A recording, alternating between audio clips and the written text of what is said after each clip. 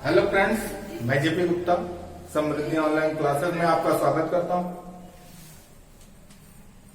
मनोविज्ञान के आज के वीडियो में हम अधिगम अंतरण की बात करते हैं। पिछले वीडियो में हमने अधिगम वक्र की बात की थी कि अधिगम वक्र क्या है तथा अधिगम पठार क्या होता है। आज हम अधिगम अंतरण की बात करते हैं। क्या है अधिगम अंतरण? इससे भी एक प्रश्न जरूर आता है। इससे एक प्रश्न तथा इसके सिद्धांत से एक प्रश्न। बड़ा इंपॉर्टेंट चैप्टर है तथा बड़ा सरल चैप्टर है, बहुत ही कठिन नहीं है लेकिन बड़ा इंपॉर्टेंट चैप्टर है। तो इसलिए देखिए, अगर अधिगम अंतरण की बात करें, अधिगम अंतरण या प्रशिक्षण अंतरण कुछ भी कह सकते हैं। इसको प्रशिक्षण अंतरण कहें या अधिगम अंतरण कहें। किसी विषय का काल अथवा परिस्थिति में अर्जित ज्ञान का उपयोग अन्य विषय काल अथवा परिस्थिति में करना। मतलब कहने का मतलब है, हमने कोई अधिगम अर्जित कर लिया है, किसी परिस्थिति में हमने कोई चीज अर्जित कर लिया है, अधिगम कर लिया है, या हमारे व्यवहार में जिसके द्वारा हमारे व्यवहार में परिवर्तन आ गया और दूसरा कार्य हम करने जा रहे हैं, उसमें अगर वो सहायक या बाधक होता है तो क्या कहलाता है, या उसका उपयोग हम करते हैं दूसरी परिस्थिति को सीखने में, तो क्या कहलाता है? अधिगम अंतरण। मतलब जो चीज हमने सीखा है दूसरी चीज सीखने में अगर उसका उपयोग करें पुरानी सीखी हुई चीज का, तो वही क्या कहलाता है? अधिगम अंतरण कहलाता है। इसीलिए कहा गया है कि एक विषय का ज्ञान अथवा एक परिस्थिति में सीखी गई बातें, एक विषय का ज्ञान या एक परिस्थिति में सीखी गई बातें दूसरे विषय या परिस्थिति में सीखी बातों के अध्ययन में सहायक अथवा बाधक हो तो उसे अधिगम अंतरण कहते हैं। ध्यान रखिएगा, हमने कोई चीज सीख लिया है, कोई विषय सीख लिया है या कोई किसी परिस्थिति में कोई ज्ञान अर्जित कर लिया है, दूसरी परिस्थिति में दूसरा ज्ञान अगर अर्जित करने जा रहे हैं और उसको उस ज्ञान को अर्जित करने में जो पुराना जो सीखा हुआ ज्ञान है अगर वो सहायक हो या वो बाधक हो तो वो क्या कहलाता है? अधिगम अंतरण। कहने का मतलब जो चीज हमने सीख चुके हैं, जो चीज हम जान चुके हैं, जो हमारे व्यवहार में परिवर्तन आ चुका है और दूसरा चीज अगर हम सीखने जा रहे हैं उसमें वह चीज बाधक बने या सहायक बने तो वही क्या कहलाता है? अधिगम अंतरण कहलाता है। सोरेनसन ने भी यही कहा है कि स्थानांतरण एक परिस्थिति में अर्जित ज्ञान अथवा आदतों का दूसरे परिस्थिति में अंतरण होना। मेरे अनुसार देखें तो एक परिस्थिति में सीखा गया अधिगम, ध्यान रखिएगा, एक परिस्थिति में जो सीखा गया अधिगम है जब दूसरे परिस्थिति के अधिगम में, जब दूसरे परिस्थिति को के अधिगम को ग्रहण करने में सहायक अथवा बाधक होता है तो उसे अधिगम अंतरण कहते हैं। एक परिस्थिति में सीखा गया ज्ञान दूसरे परिस्थिति के ज्ञान को सीखने में सहायक हो अथवा बाधक हो तो वही क्या कहलाता है? अधिगम अंतरण कहलाता है। अधिगम अंतरण के प्रकार की बात करें तो ये मुख्यतः पहला वर्गीकरण, इसके दो वर्गीकरण है। पहला वर्गीकरण अगर है, पहला प्रकार देखें तो इसको धनात्मक, ऋणात्मक और शून्य कहा जाता है। नॉर्मली ये धनात्मक ऋणात्मक ही कहा जाता है, शून्य नहीं कहा जाता, फिर भी हम बताते हैं शून्य के क्या तात्पर्य है। धनात्मक का मतलब सहायक हो, जो चीज हम पहले सीख चुके हैं, नई चीज सीखने में अगर वो सहायक होती है तो उसको क्या कहेंगे? धनात्मक अंतरण कहते हैं। जैसे हिंदी हम सीख चुके हैं और संस्कृत अगर हमें सीखना है तो वो हमें इजी हो। ठीक है, साइकिल चलाना आता है तो हमें अगर बाइक चलाना है तो थोड़ा सा हमें इजी होगा। रोटी बनाना आता है तो पूड़ी बनाने का प्रयास करेंगे तो हमारे लिए सहायक होगा। टेनिस खेलना आता है तो बैडमिंटन खेल सीखना है तो उसमें वो सहायक होगा। तो जो सहायक हो, जो चीज हम सीख चुके हैं और दूसरा नई चीज सीखने जा रहे हैं उसमें अगर वो सहायक होता है तो उसको क्या कहते हैं? धनात्मक अंतरण कहा जाता है। ऋणात्मक अंतरण अगर वो बाधा बनती है, जो चीज हम सीख चुके हैं दूसरी नई चीज सीखने में पुरानी सीखी हुई चीज बाधा बनती है तो उसको ऋणात्मक अंतरण कहते हैं। जैसे हमारी तेज चलने की आदत हो गई है, हम तेज चलने की आदत हो गई, लेकिन अगर किसी कारण बस दिल की बीमारी या किसी बीमारी को वजह से उसको डॉक्टर ने कहा तेज मत चलिए, धीरे धीरे चलिए, तो उसको धीरे धीरे चलने में भी दिक्कत होगी क्योंकि उसकी आदत तेज चलने की, उसकी आदत क्या हो गई है? तेज चलने की होगी। साइकिल चलाने वाले का अगर नाक खेने को कह दिया जाए तो उसके लिए बाधा बनेगी, क्योंकि साइकिल चलाने के लिए इस तरह से, नाव चलाने के लिए उल्टा करना पड़ता है, इस तरह से करना पड़ता है, तो वो उल्टी चीज हो जाती है। तो क्या है, नाव चलाने सीखने में उसके लिए बाधा बनेगी। बहुत से ऐसी चीजें होती हैं जो हम सीख चुके हैं, दूसरी चीज सीखने अगर जा रहे हैं तो उसमें वो क्या बनती है, बाधा का काम करती है। तो वही चीजें कह रहा है। शून्य अंतरण, शून्य अंतरण कहने का मतलब है कोई अंतरण ना होना, अर्थात अंतरण की अनुपस्थिति को दर्शाता है, या वास्तव में अंतरण की अनुपस्थिति को इंगित करता है। अर्थात वहां किसी भी प्रकार का अंतरण नहीं हुआ, न धनात्मक अंतरण, न ऋणात्मक अंतरण, किसी भी प्रकार का अंतरण। शून्य अंतरण का तात्पर्य है कि किसी भी प्रकार का अंतरण न हो। तो ये तो थे अंतरण का एक प्रकार। दूसरा प्रकार देखते हैं,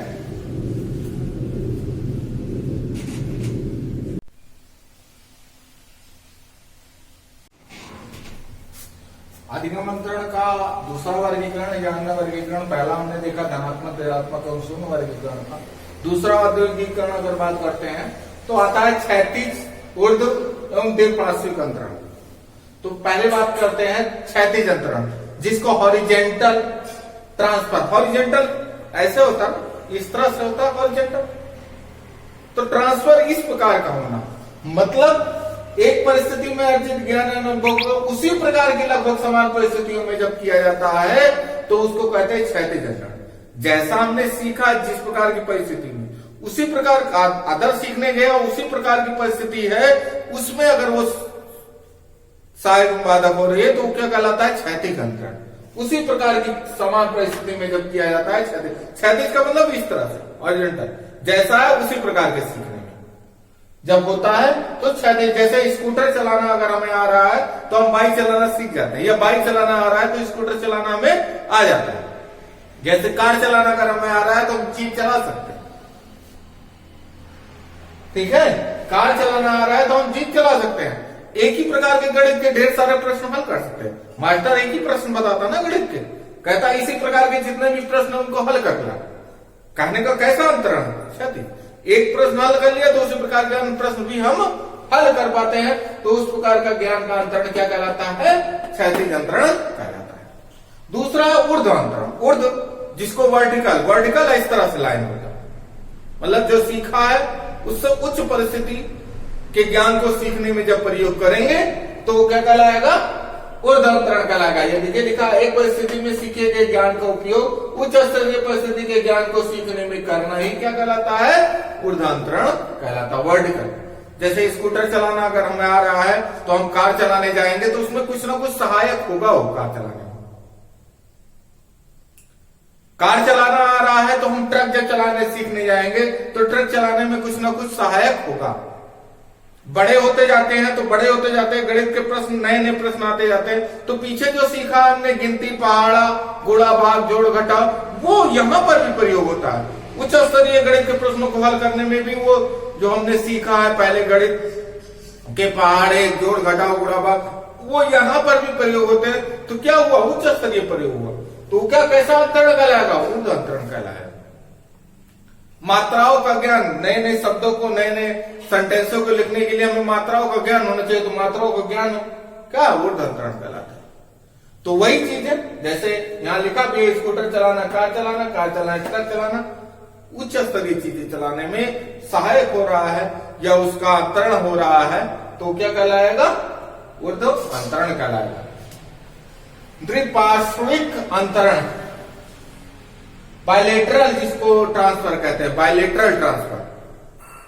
बायलेटरल ट्रांसफर का कहने मतलब शरीर के एक अंग के द्वारा सीखा गया ज्ञान दूसरे अंग से करने में, दूसरे अंग द्वारा सीखने में सहायक हो तो क्या कहलाता है, बायलेटरल।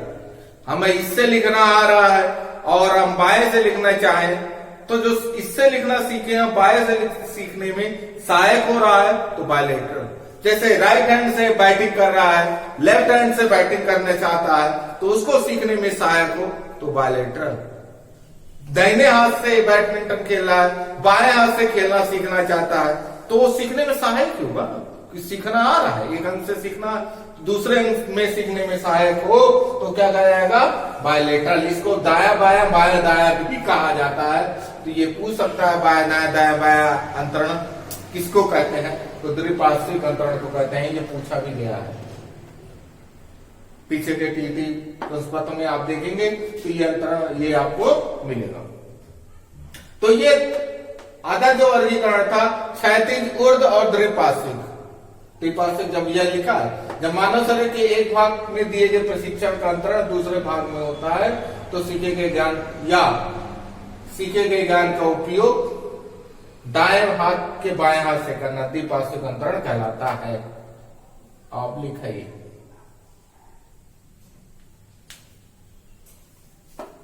ठीक, दाएं हाथ से सीखा है तो बाएं हाथ से सीखा है तो दाएं हाथ से सीखने में सहायक हो तो क्या कहलाता है, द्विपार्श्विक अंतरण कहलाता है। अंतरण की कौन कौन सी दशाएं हो सकती हैं वो जानना जरूरी है। किन किन दशाओं में अंतरण हो सकता है। पहली बात तो सीखने वाले की इच्छा होनी जरूरी है। अंतरण के लिए क्या जरूरी है, सीखने वाले की इच्छा। जब इच्छा होगी तभी अंतरण हो पाएगा, नहीं तो नहीं हो पाएगा। ध्यान रखिए, बिना इच्छा के वो सीख ही नहीं पाएगा। सीख नहीं पाएगा तो अंतरण क्या होगा। सीखने वाले की मानसिक योग्यता, ध्यान रखें मानसिक योग्यता कैसी है। मानसिक योग्यता अच्छी है तो ट्रांसफर बहुत अच्छा होगा। मानसिक योग्यता मंद है तो ट्रांसफर कम मंद अच्छा होगा। मानसिक योग्यता पर डिपेंड करता है कि कितना ट्रांसफर हो रहा है, कितना हम पीछे ज्ञान का या पूरा अनुभव वाले ज्ञान का प्रयोग नए अनुभव वाले ज्ञान में कर सकते हैं। मानसिक योग्यता के ऊपर कितना हमें याद है, कितना हमें पता है, कितनी हमारी बौद्धिक एवं संज्ञानात्मक क्षमता है। ज्यादा होगी तो ज्यादा अच्छे से हो पाएगा, कम होगी तो कम अच्छे से हो पाएगा। सीखने वाले के शैक्षिक उपलब्धि, सीखने वाले की शैक्षिक उपलब्धि कैसी है, रट के पढ़ा है, समझ के पढ़ा है, किसके द्वारा पढ़ा है, ये भी दिमाग।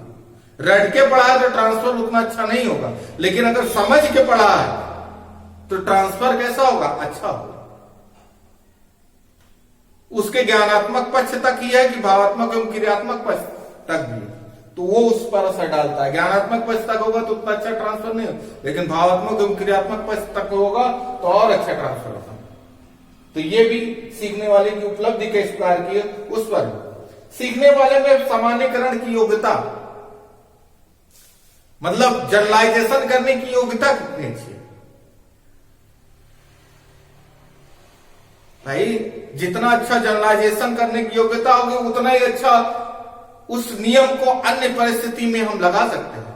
जो हमारे दिमाग में एक नियम जो सीखा है उसके द्वारा एक नियम और सिद्धांत जो हमारे दिमाग में प्रतिपादित हो गया है, उस नियम सिद्धांत का हम दूसरे परिस्थिति में के ज्ञान को सीखने में कर सकते हैं। लेकिन उसमें जो नियम है उसका प्रयोग करने की योग्यता होगी तभी हम कर सकते हैं। जनरलाइजेशन करने की योग्यता होगी तभी हम कर सकते हैं।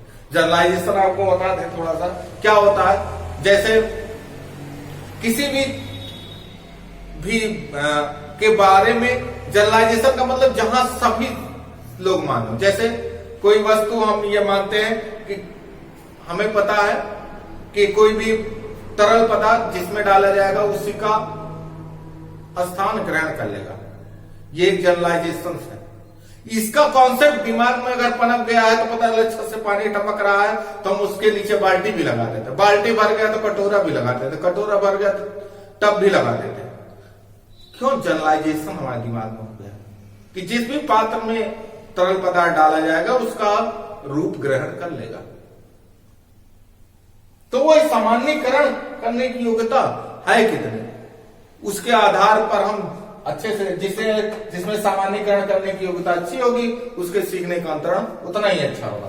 विषय वस्तु की समानता, दोनों विषय वस्तु में अगर ज्यादा अच्छे समानता है तो वो सीख सकता है।